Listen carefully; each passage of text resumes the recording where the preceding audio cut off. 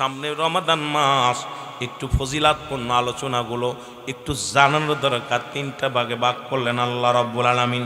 এক নাম্বার হলো রহমত। এক নাম্বার কি? আরো জোরে বলেন কি? রহমত। দুই নাম্বার কি? মাগফিরাত। তিন নাম্বার হলো নাজাত, জাহান্নাম থেকে নাজাতের দরকার। এই তিনটা ভাগ রমজান মাসে করে দিলেন। সমস্ত নেকিগুলো রব্বি কারীম বান্দারে দিয়ে দিলেন।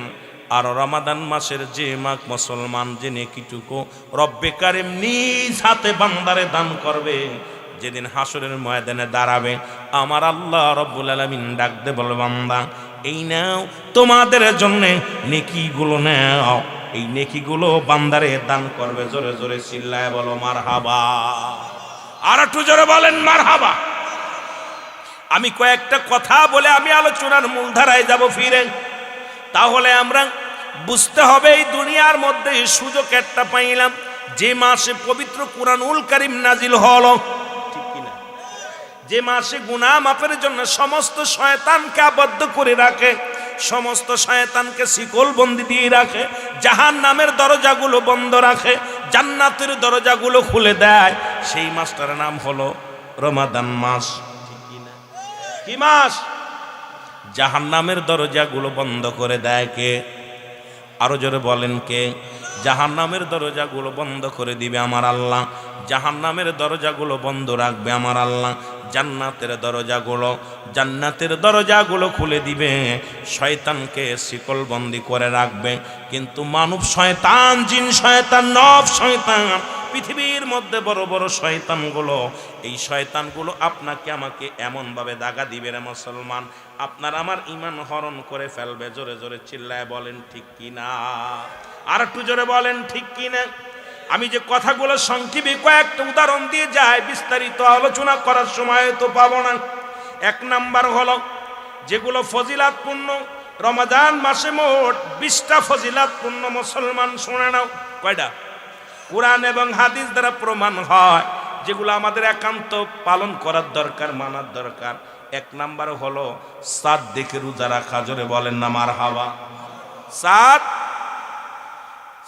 দেখা এবং চাঁদ দেখে রোজা রাখা এবং রোজা ভাঙ্গা। চাঁদ দেখে ঈদ করা, চাঁদ দেখে রোজা রাখা। কিন্তু এটা তো এখন আমাদের দেশ থেকে উঠাই গেছে। এখন আমরা আগে দেখছি মুরব্বীরা, আমরা ছোট্টবেলা দৌড়াইছি চাঁদ দেখার জন্য। যেটা বলেন ঠিক কিনা? দৌড়াইছি না? সন্ধ্যা লেগে গেছে, মাগরিবের আজান হয়েছে, উপর দিক তাকায় আসি চাঁদ দেখার জন্য। কত একটা আগ্রহ ছিল। এখন যদিও দর্শনীয় নয়, যদিও আমাদের চাঁদ দেখা কমিটি, এই হেলাল কমিটি যেটা আছে, এটা আপনার চাঁদ দেখতেছে, দেখা পর যদি রোজা রাখলে যেটা বলবে চাঁদ দেখলে এটা আমার জায়েজ আছে। তবে সবচেয়ে বিষয় হলো, যেটা হলো আমার আপনার জন্যে ফজিলাতপূর্ণ বড় ফজিলাত হলো, এক নাম্বার চাঁদ দেখতে হবে, চাঁদ দেখে রোজা রাখতে হবে, চাঁদ দেখে রোজা ভাঙতে হবে। মারহাবা বলেন না? আর একটু জোরে বলেন আল্লাহু আকবার। একটু মহব্বতের সঙ্গে দুরূদ শরীফ। আল্লাহুম্মা সাল্লি আলা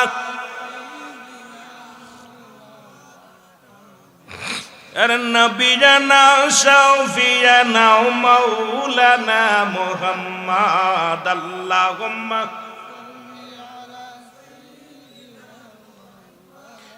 নবিয়ানা শাফিয়ানা। উড়ে যাও রে রাতের হাওয়া, যাও রে উড়ে মদিনায়, এ গোলামের সালাম খানি, এই গোলামের সালাম খানি পৌঁছাই দিও রওয়া যায়। আল্লাহুম্মা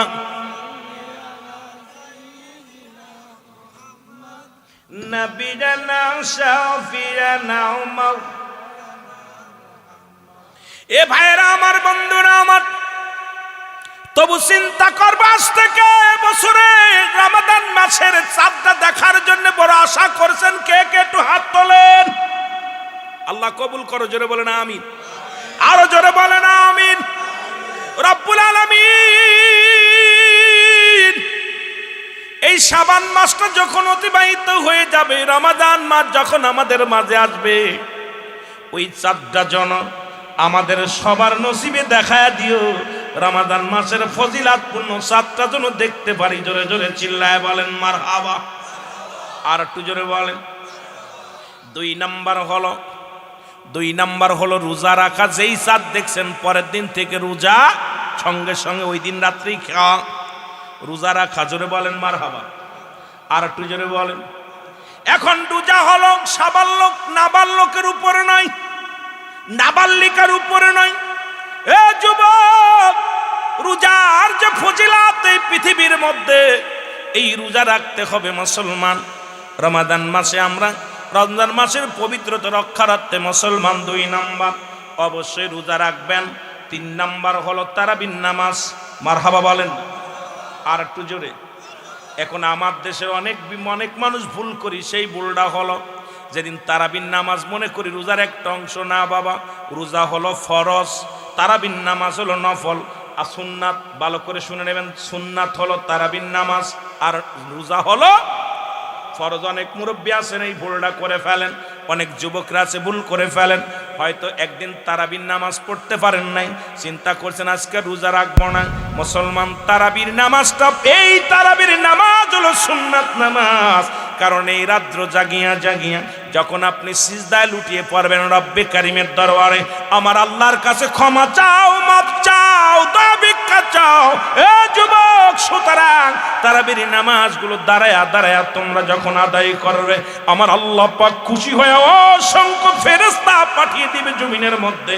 যাও, অমুক ব্যক্তি সারাদিন সিয়াম ছিল, রোজা ছিল, সাধনা করেছে, জ্বালিয়ে পুড়িয়ে দিয়েছে, দেহের কাফারা স্বরূপ মুসলমান এই দেহের কাফারা দিছে, দেহের যাকাত দিছে।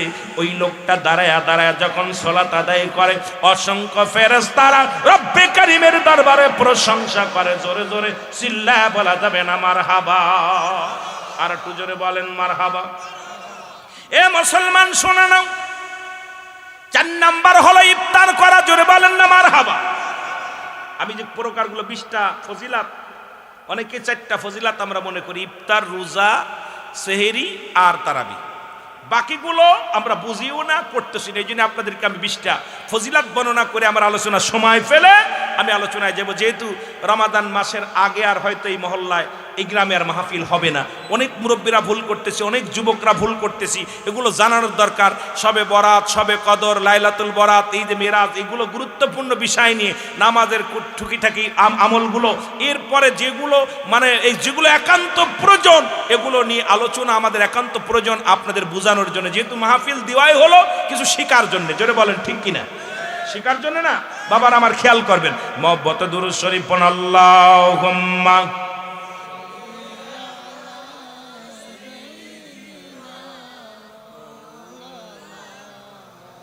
ওয়ালা আলি সাইয়্যিদিনা। এ মুসলমান, সময় মতো ইফতার করা। ইফতার এখন ইফতারের সময় মতো করতে হবে। সেহরি একটু দেরি করে করতে হবে, ইফতার তাড়াতাড়ি সময় মতো করতে হবে।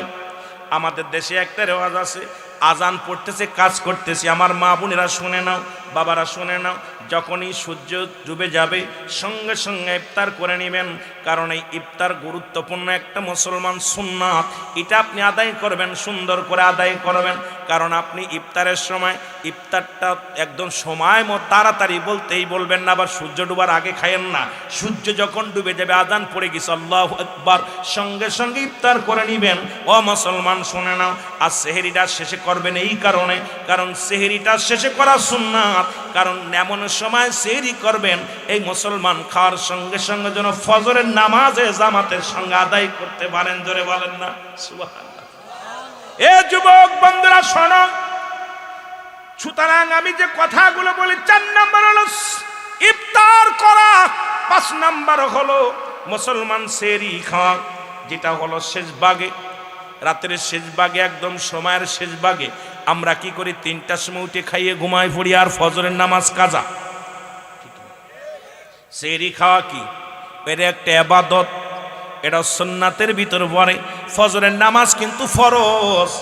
আপনি ফরজটা তরফ করে ঘুমায় গেলেন, আমার বাবারা, আমার এই ভুলটা আমরা অনেকে করি। রাসূল বলছে তোমরা ইফতার করো সময় মতো, সেহরি করো একটু দেরি করে। সুতরাং যখন সেহরি করবা একটু দেরি করে উঠবা, উঠিয়ে যদি ওঠো আগে, উঠার পরে তুমি কি করো, 2 রাকাত তাহাজ্জুদের নামাজ পড়ো। নামাজটা পড়িয়া ঠিক 3টার সময় মুসলমান সবে সাদেক যখন শুরু হয়ে যাওয়ার আগ পর্যন্ত ওই 3টার সময় দুনিয়া সৃষ্টি করেছে, 3টার সময় কুরআনুল কারীম নাজিল হয়েছে, ওই সময় দয়াল নবী রাসূল পাক সাল্লাল্লাহু আলাইহি সাল্লাম দুনিয়ার মধ্যে আগমন করেছে।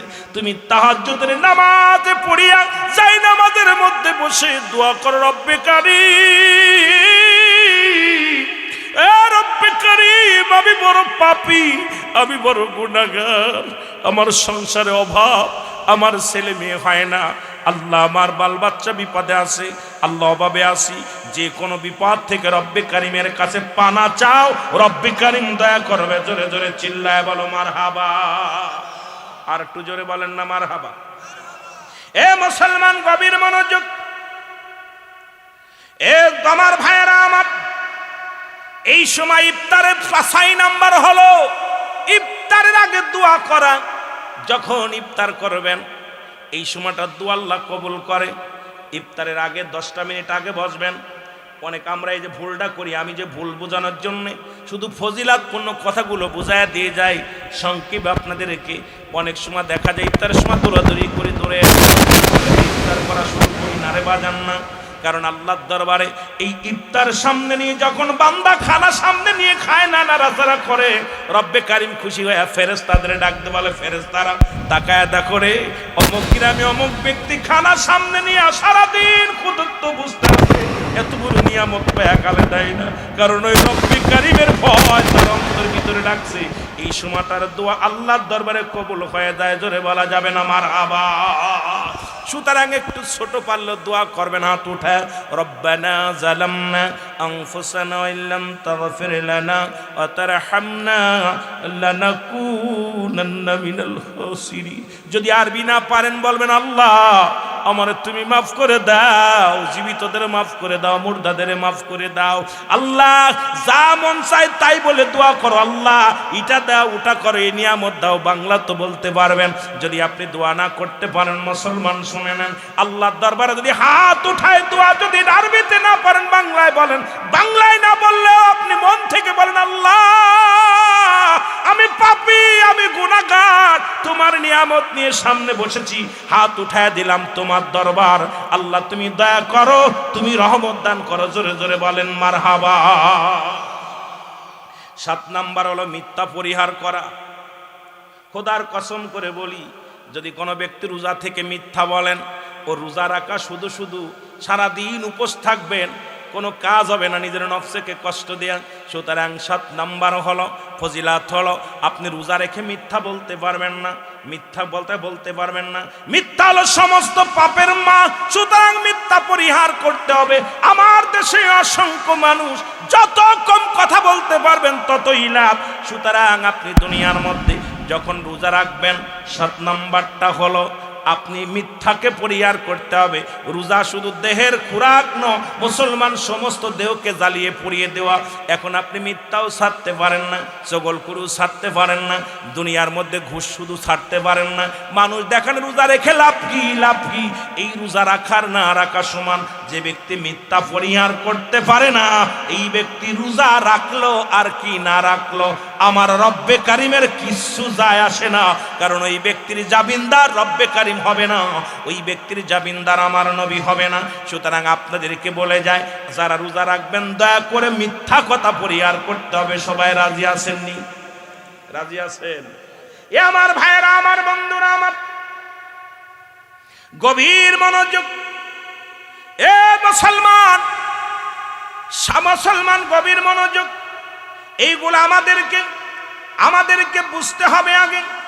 আমরা ঝগড়াঝাটি, ও মুসলমান 8 নাম্বার হলো ঝগড়াঝাটি করা যাবে না। আমাদের দেশে অনেক মা বোনেরা বাবারা আছে, দেখা যায় অনেক ফ্যামিলিতে আপনার ইফতারের টাইমে ঝামেলা, শয়তান এসে বেশি আগ্রহ করে।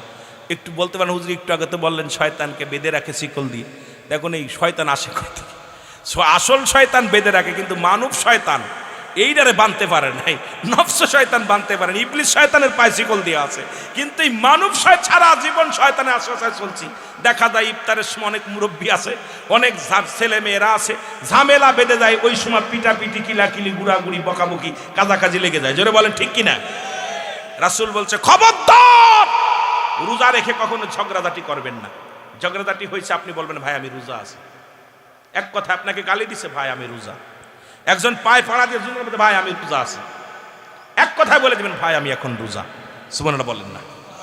ঝগড়াঝাটি করলে রোজা রাখা আর না রাখা, ওই না খেয়ে থাকা আর রোজা না রাখা একই সমান সওয়াব হবে। কারণ ওইটা কাজ হইব না। সারাদিন আপনার নফসের কষ্ট দিলেন, সারাদিন আপনি কি করলেন? নফসের কষ্ট দিলেন। এ মুসলমান শোনো না, রোজার 7-9 নাম্বার হলো নিজে ইফতার করবেন, অন্যকে ইফতার করাইবেন তৃপ্তি সহকারে। আপনি যা পারবেন। আপনি এখন আমাদের দেশে আর একটা বিপদ আছে, যদি আপনার ইফতার করায় মনে করে আমার রোজাটা নিয়ে যাচ্ছে, ঠিক কি না? এরকম কিছু অশিক্ষিত মানুষ আছে, ওদের ধারণা যদি একটু খাওয়ায় চিন্তা করে আমার রোজাটা মনে হয় উনি নিয়ে যাচ্ছে, দেওয়া যাবে না। আমরা দেখছি অনেক মুরব্বীরে বাড়ি থেকে খেজুর নিয়ে আসে, খেজুর না কোমরে থই, এটা খাইয়ে তাই রোজা ভাঙ্গে। পরের বাড়ি খাইতে গেলে দাওয়াত দিলে পানি খায়া খেজুরটা খাইয়া রোজা ভাঙ্গে, যে না ওরে রোজা দেওয়া যাবে না। খোদার কসম, আপনার রোজা থেকে কিঞ্চিত পরিমাণ অংশ কমানো হবে না, আপনার সব পরিপূর্ণ থাকবে। আর আপনাকে যিনি ইফতার করাইবে আল্লাহ রাব্বুল আলামিন উনার দ্বিগুণ সব আল্লাহ তাআলা আমলনামায় দিবে। জোরে বলেন না সুবহানাল্লাহ। আর একটু জোরে বলেন। তবে সাধ্য মতো ভালো করে তৃপ্তি সহকারে খাবেন, সাধ্য মতো।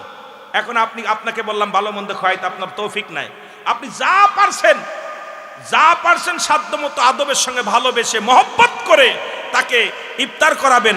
ওই ইফতারটা করানোর পর আপনি ওই ব্যক্তি সারাদিন রোজা রেখে যে সওয়াব অর্জন করছে দ্বিগুণ সওয়াব আপনাকে আল্লাহ দান করবে। তবে উনার থেকে কিঞ্চিত পরিমাণ নেওয়া হবে না। সুবহানাল্লাহ বলেন। কথা কি বোঝেন? সুতরাং রোজাদারের ফজিলত যে কত পরিপূর্ণ, আল্লাহ পাক কত নিয়ামত দান করছে, আমরা না বুঝার কারণে অনেকেই ভুলটা করে থাকি। খবরদার, আপনি দাওয়াত দিলে যাবেন, দাওয়াত খাবেন, তবে আবার রোজা না থেকে খায়েন না। আমাদের অনেক যুবকরা আছে সারাদিন রোজা রাখে না, ইফতারের সময় হইলে যদি দাওয়াত হয় যাই আগে সামনের কাতারে বসে। আছে না এরকম কিছু?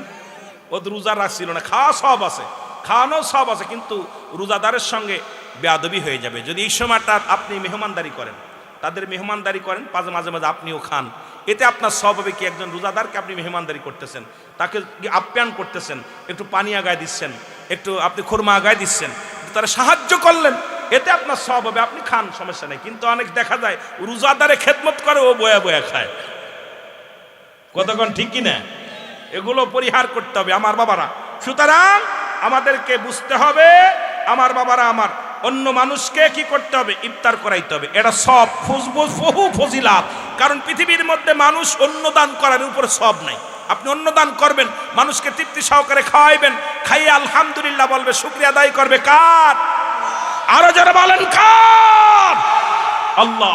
এ আমার ভাইয়েরা, আমার বন্ধুরা, আমার 10 নাম্বার হলো কুরআনুল কারীম। এই রমজান মাসে কুরআনুল কারীম নিজেও পড়বেন, অন্যকেও পড়াবেন। কারণ এই কুরআনুল কারীম নাজিল হয়েছে রমজান মাসে, এইটার তালিম দিবেন।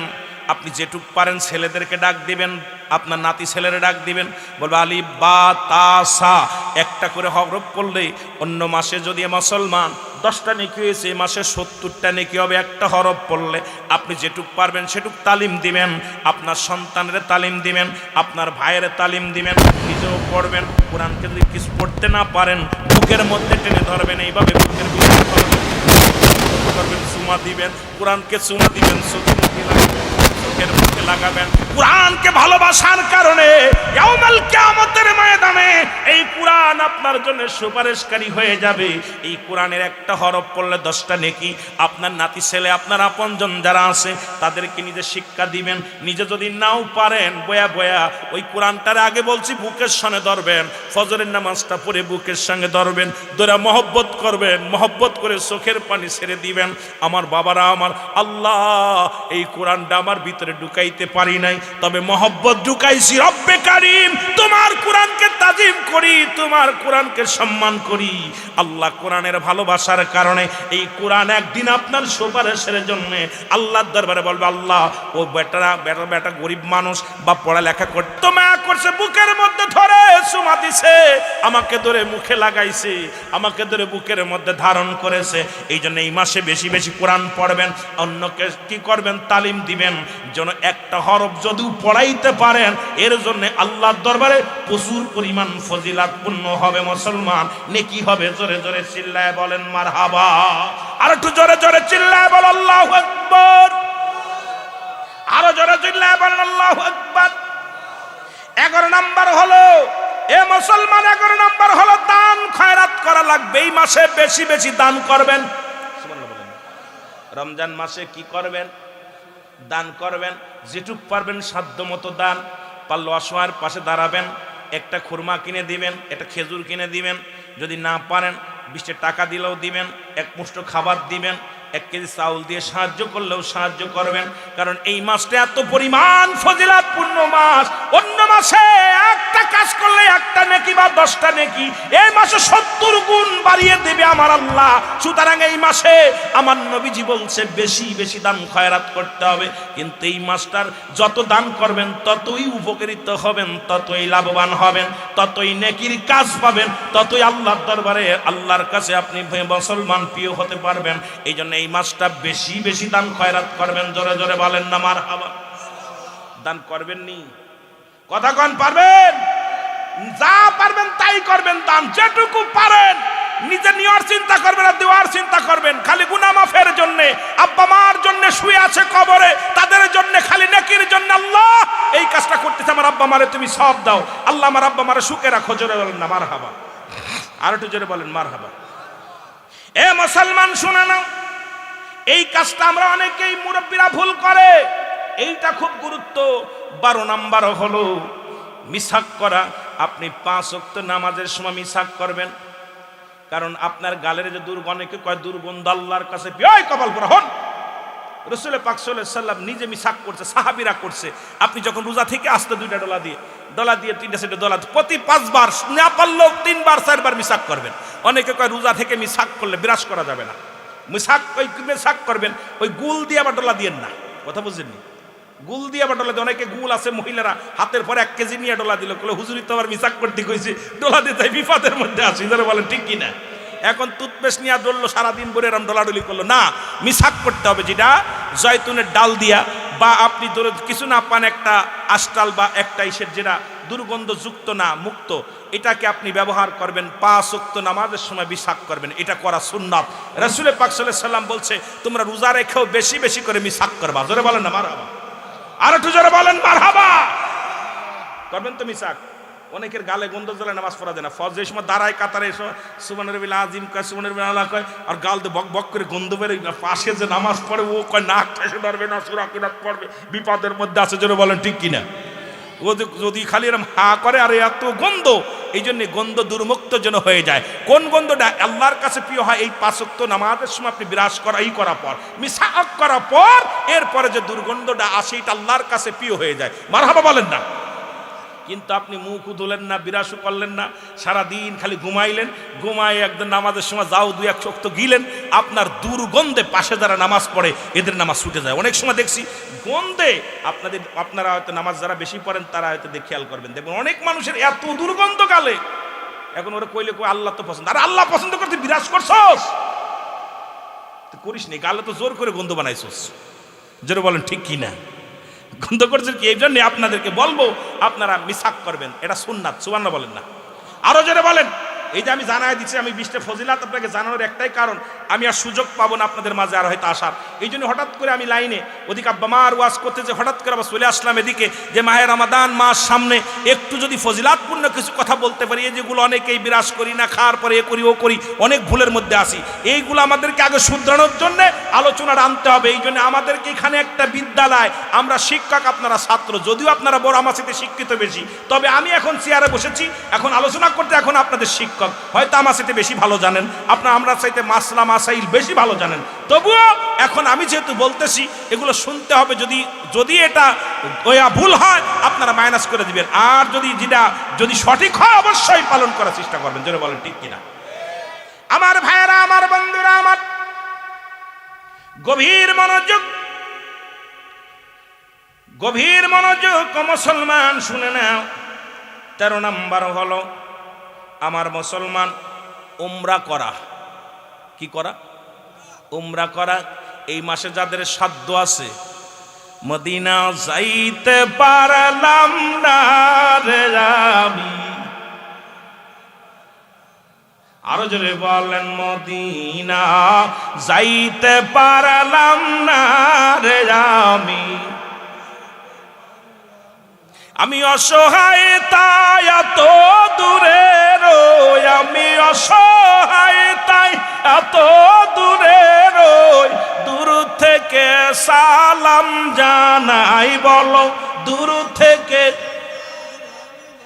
নাই, মদিনা যাইতে পারলাম না, মদিনার নাম কত মধু,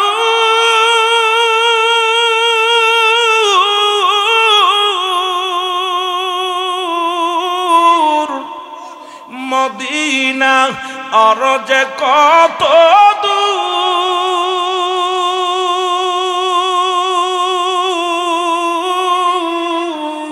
ওই মদিনার পথের ধুলি মাখতে পারলাম না, মদিনা যাইতে পারলাম না, মদিনা। আল্লাহ রাস্তায় যাদের সাধ্য আছে, সম্পদ আছে, নেশাব পরিমাণ মাল আছে, দয়া করে উমরা করে আসবেন। উত্তম হলো, ফজিলাত হলো মাহে রমাদান মাসে উমরা করতে হবে। মারহাবা বলেন না? এ আমার ভাইয়েরা, আমার বন্ধুরা, আমার রাসূল বলছে এই মাহে রমাদান মাসে যার অর্থ আছে, যাবার মতো, আসার মতো ক্যাপাসিটি আছে, সেজন্য অবশ্যই আমি নবীর রওজা পাকে আসে, আমি নবীর কাছে আসে। সুতরাং আমরা মক্কা মদিনা দেখে আসবো। যাদের আল্লাহ সম্পদ দিছে এখনই পাসপোর্ট লাগায় দিবেন, রমজান মাসে যাইয়া মদিনা ঘুরে ঘুরে আসবেন। জোরে জোরে বলেন মারহাবা। আর একটু জোরে বলেন। মুসলমান 14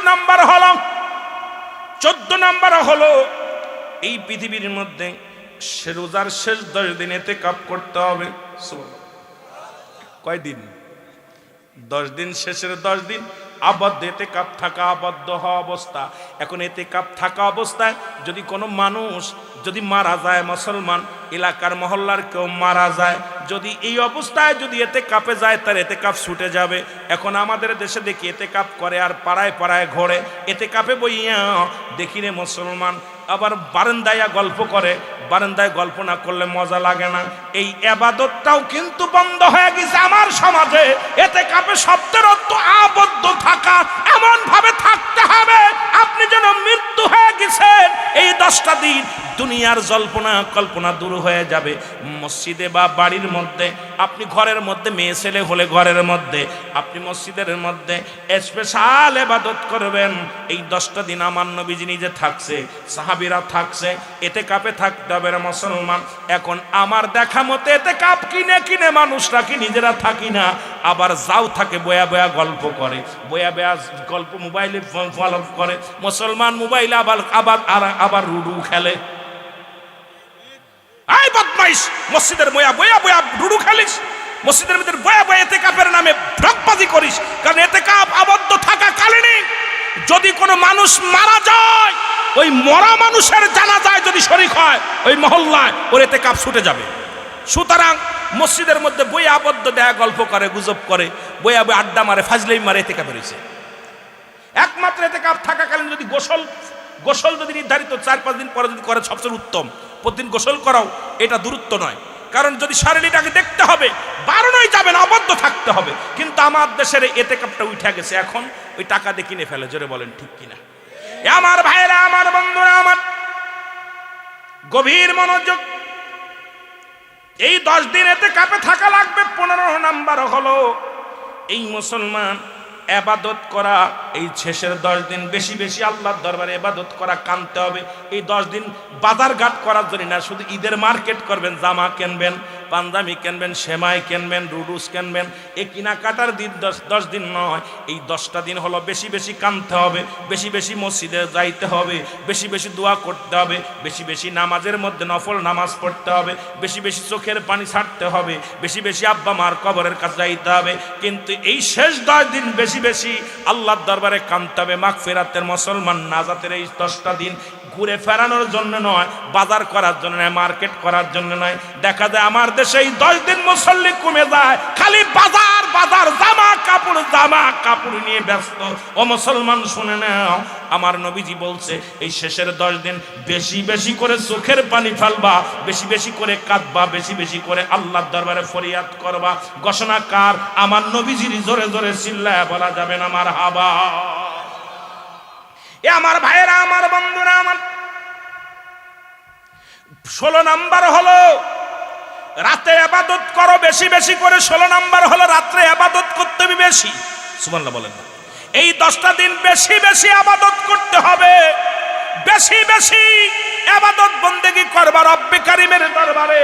আমার মুসলমান গভীর মনোযোগ। সুতরাং এই 10 মুসলমান, এই 16 নাম্বার হলো মুসলমান বেশি বেশি করে রাতের বেলা ইবাদত করো। সারা রাত ভরে কাটিয়ে দাও জেগে জেগে, সারা রাত কান্দো, সারা রাত নামাজের মধ্যে কাটিয়ে দাও, সারা রাত মোনাজাতের মধ্যে কাটিয়ে দাও, সারা রাত ইবাদতের মধ্যে কাটিয়ে দাও, সারা রাত বন্দেগীর মধ্যে কাটিয়ে দাও। যদি আল্লাহকে পাইতে চাও, রসুলকে খুশি করতে চাও, সারা রাত তুমি ইবাদত বন্দেগীর মধ্যে কাটিয়ে দাও। মুসলমান শুনে নেন, 17 নাম্বার হলো সাদকাতুল ফিতরা, যেটা দুনিয়ার মধ্যে 17 নাম্বার। আপনাদের ফিতরা আছে যেটা সাদকাতুল ফিতরা, এটা অবশ্যই অবশ্যই অবশ্যই অবশ্যই পরিশোধ করতে হবে। এই শেষের 10 দিনের মধ্যে ঈদের আগ দিন পর্যন্ত মুসলমান ঈদের চাঁদ উঠার আগ পর্যন্ত আপনার ছেলে মেয়ে যত সদকা আছে মুসলমান, সাদকাতুল ফিতরা যেটা সরকার নির্ধারণ করবে।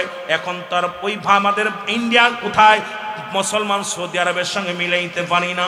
আপনার যত সাদকাতুল ফিতরা আছে এগুলো আপনার ফ্যামিলির সবার সাদকাতুল ফিতরা আপনি অবশ্যই অবশ্যই পরিশোধ করতে হবে। আল্লাহ যেন আমাদের বুঝা এবং আমল করার তৌফিক দান করে। জোরে বলেন ঠিক কিনা? 18 নাম্বার হলো মুসলমান, 18 নাম্বার হলো আল্লাহর কাছে ক্ষমা চাওয়া এবং জাহান্নাম থেকে মুক্তি। আল্লাহুম্মা জিন্নি মিনান নার, আল্লাহুম্মা জিন্নি মিনান নার। এই 10টা দিন শুধু কাঁদবেন আর বলবেন আল্লাহুম্মা জিন্নি মিনান নার। আল্লাহ তুমি জাহান্নাম থেকে বাঁচাও, আল্লাহ তুমি জাহান্নাম থেকে বাঁচাও। আমার বাবারা, আমার গভীর মনোযোগ। আজকে আমরা কয়টা মানুষ কান্দি আল্লাহর দরবারে, তো কান্নায় ভুলে গেছি। আমাদের তো চোখে পানি আসে না, চোখের পানি আল্লাহর কাছে সবচেয়ে প্রিয়। রব্বে কারীমের দরবারে কোন বুড়া মানুষ যখন হাত উঠায় ডাকতে বলে রব্বে কারীম, আমার ভরসা কেবল তুমি। কোন যুবক যখন হাত উঠায় কান্দে ডাকতে বলে আল্লাহ আমার ভরসা কেবল তুমি। কোন মা যদি হাত উঠায় ডাকতে বলে আল্লাহ আমার ভরসা কেবল তুমি। আল্লাহ জাহান্নাম থেকে আমাদের বাঁচাও। সুতরাং আপনি আমি জাহান্নাম থেকে মুক্তি চাইতে হবে। মুসলমান শুনে নাও, শুনে নাও, ও মুসলমান শুনে নাও, এ মুসলমান শোনো, গভীর মনোযোগ। ও যুবক, 20 নাম্বার হলো ও মুসলমান যারা প্রতিবেশী আছে, এই প্রতিবেশীর মধ্যে ঈদের আনন্দ আসতেছে, তাদের সুখ দুঃখ ভাগ করে দেওয়া। কারণ তারাও যেন সুখে থাকে, তারাও যেন আনন্দে থাকে, কারণ তাদের জন্য চাহিদা এমন চাহিদা থাকতে পারে একটা বাচ্চার, এমন আছে ভ্যান চালক বাবা, এমন আছে রিক্সা চালক বাবা, একটা পাঞ্জাবি কিনে দিতে পারে না, একটা জামা কিনে দিতে পারে না। আপনি সাহায্য বেশি বেশি করে তাদের পাশে একটা দান করলেন, এটার জন্য আল্লাহ খুশি হয়ে যায়, আমার আল্লাহ রাব্বুল আলামিন খুশি হয়ে যায়। মুসলমান শুনে নেন, এই জন্য প্রতিবেশী যারা আছে তাদের জন্য আপনারা সাহায্যের হাত বাড়াইতে হবে। মুসলমান শুনে নাও, 20 নম্বর হলো গুনাহ। মুসলমান গুনাহ মাপের জন্য আল্লাহর দরবারে ফরিয়াদ করবে, চোখের পানিগুলো ফেলায়া ফেলাইয়া মুসলমান আল্লাহর কাছে পানাহার পানা চাইবেন, আল্লাহ আমাকে তুমি গুনাহ থেকে মুক্ত দাও, আল্লাহ জাহান্নাম থেকে বাঁচাও, গুনাহ থেকে মাফ চাইবেন, আল্লাহ আমাকে তুমি গুনাহ থেকে বাঁচাও, সগীরা গুনাহ থেকে বাঁচাও, কবিরা গুনাহ থেকে বাঁচাও। আল্লাহ আমাদের জীবনের শেষ পর্যন্ত তোমার কাছে ফরিয়াদ করি, রব্বে কারীম, ও রব্বে কারীম। এই মায়ের রমাদান মাস সামনে আসতেছে, আল্লাহ এই রমাদান মাসের ফজিলাত আমরা যেন রমাদান মাসের পবিত্রতা রক্ষা করতে পারি, সকল বলুন আমিন। আর একটু জোরে বলেন আমিন, আর একটু জোরে বলেন আমিন। আল্লাহ যেন সেই তৌফিক দান করে। আমার বাবারা, আমার এই মাসটা আগেই বললাম 3টা ভাগে ভাগ করেছে, রহমত, মাগফিরাত, নাজাত। সেই রহমত নেওয়ার জন্য আল্লাহর দরবারে কানবেন, মাগফিরাত চাইবেন, নাজাত চাইবেন, আপনি নিজেও নাজাত চাইবেন, অন্যদেরও নাজাতের জন্য আল্লাহর দরবারে ফরিয়াদ করবেন। আল্লাহ যেন আমাদের সবাইকে মাফ করে দেয়, জোরে জোরে বলো না আমিন। মহব্বতের সঙ্গে দুরূদ শরীফ পড়েন, আল্লাহুম্মা।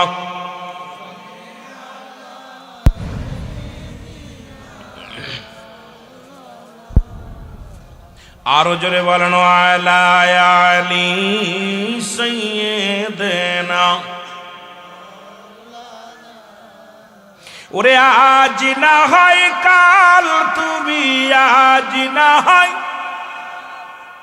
যাইবা কবরে, যাবার বেলায় দেখবে চেয়ে গো তোমার ছবি রইল পড়ে, যাবার বেলায় দেখবে চেয়ে গো তোমার ছবি রইল।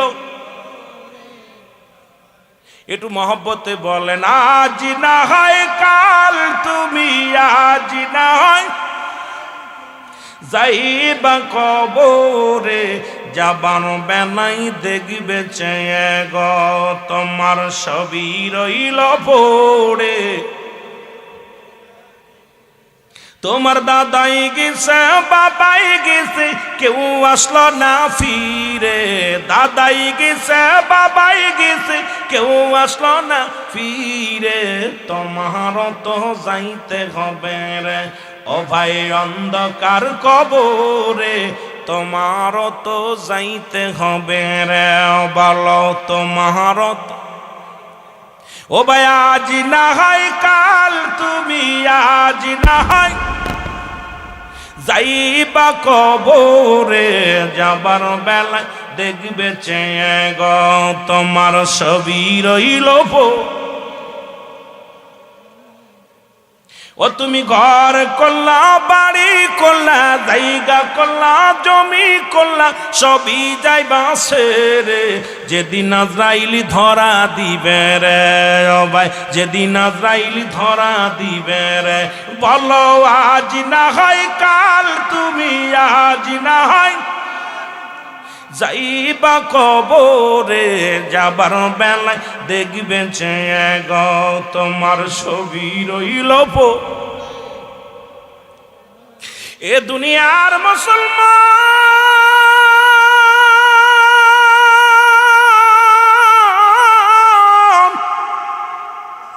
আর কয়েকটা মিনিট কথা বলি, দিলের কান্না লাগা শোনো।